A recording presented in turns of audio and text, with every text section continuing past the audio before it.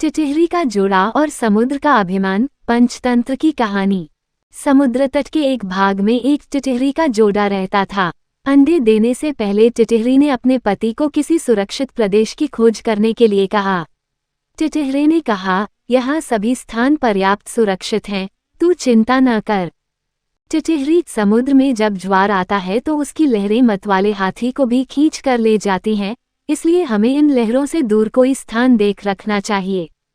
टिटहरा, समुद्र इतना दुस्साहसी नहीं है कि वो मेरी संतान को हानि पहुंचाए। वह मुझसे डरता है, इसलिए तू निश्चिंत होकर यहीं तट पर अंडे दे दे। समुद्र ने टिटहरे की ये बातें सुन लीं। उसने सोचा, ये टिटहरा बहुत अभिमानी है। आकाश की ओर टांगे करके भी यह इसलिए सोता है कि इन टांगों पर गिरते हुए आकाश को थाम लेगा। इसके अभिमान का भंग होना चाहिए। ये सोचकर उसने ज्वार आने पर टिटहरी के अंडों को लहरों में बहा दिया। टिटहरी जब दूसरे दिन आई तो अंडों को बहता देखकर रोती बिलखती टिटहरे से बोली, मूर्ख, मैंने पहले ही कहा था कि समुद्र की लहरें इन्हें बहा ले जाएंगी, किंतु तूने अभिमानवश मेरी बात पर ध्यान नहीं दिया। अपने प्रियजनों के कथन पर भी जो कान नहीं देता उसकी दुर्गति होती ही है।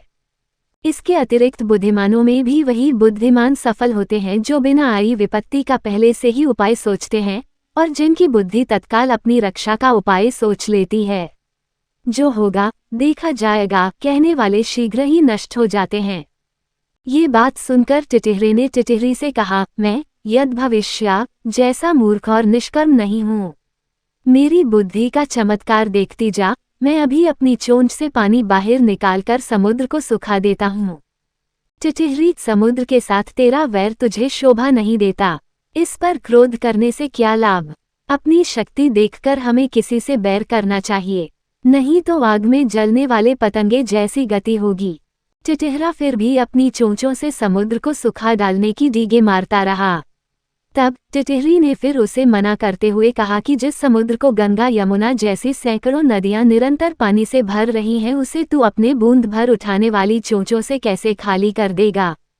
टिटहरा तब भी अपने हठ पर तुला रहा।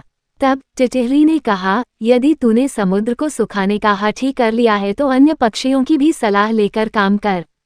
कई बार छोटे दो प्राणी मिलकर अपने से बहुत बड़े जीव को भी हरा देते हैं, जैसे चिड़िया, कटफोड़े और मेढक ने मिलकर हाथी को मार दिया था। टिटहरा, अच्छी बात है, मैं भी दूसरे पक्षियों की सहायता से समुद्र को सुखाने का यत्न करूंगा।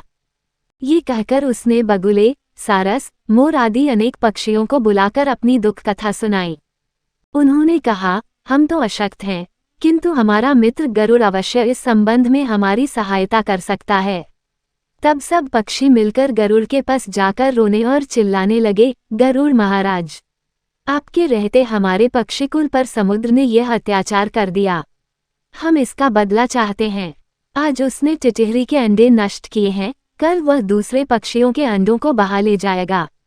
इस अत्याचार की रोकथाम होनी चाहिए, अन्यथा संपूर्ण पक्षीकुल नष्ट हो जाएगा। गरुड़ ने पक्षियों का रोना सुनकर उनकी सहायता करने का निश्चय किया। उसी समय उसके पास भगवान विष्णु का दूत आया।